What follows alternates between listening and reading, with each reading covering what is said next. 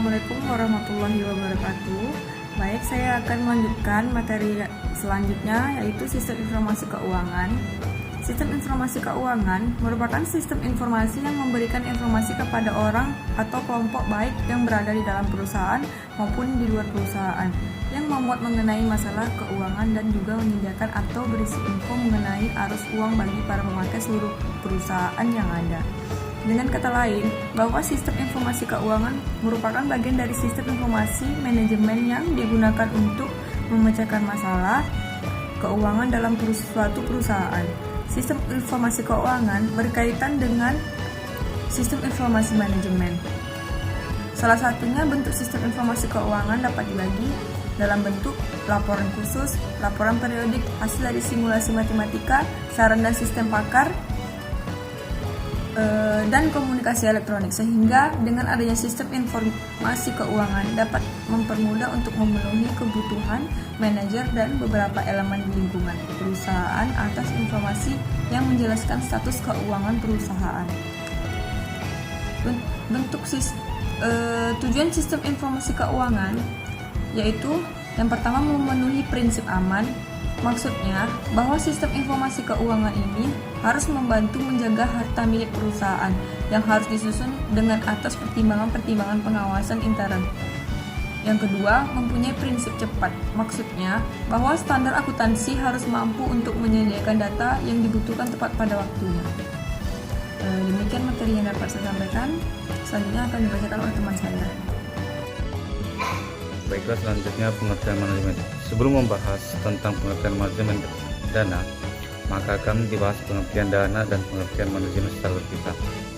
Dana adalah uang tunai yang dimiliki atau dikuasai oleh BMT dalam bentuk tunai atau aktiva lain yang dapat segera diubah menjadi uang tunai. Sedangkan manajemen adalah proses perencanaan, pengorganisasian, pengarahan, penguasaan usaha, anggota organis, dan penggunaan sumber daya organisasi lainnya. Dari pengertian di atas dapat disimpulkan bahwa manajemen dana adalah upaya yang dilakukan oleh lembaga bank dalam mengelola atau mengatur posisi dana yang diterima dari aktiva funding untuk disalurkan kepada aktivitas finansial, dengan harapan bank yang bersangkutan tetap mampu memenuhi kriteria likuiditas, reliabilitas, dan solvabilitas.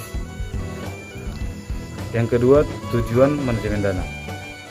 Yang pertama itu memperoleh profit yang optimal, yang menyediakan aktiva cair yang memadai. Yang ketiga, penyimpanan cadangan. Yang keempat, mengelola kegiatan-kegiatan lembaga ekonomi dengan kebijakan yang pantas bagi seseorang yang bertindak sebagai memelihara dana dan dana. Yang selanjutnya, memenuhi kebutuhan masyarakat pembiayaan. Selanjutnya, laporan laba rugi.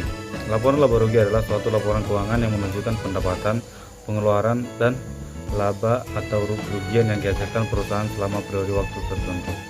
Tujuan utama dari laporan laba rugi adalah satu, untuk mengkombinasikan profitabilitas dan aktivitas bisnis perusahaan dengan pengguna akhir dan para pemangku kepentingan.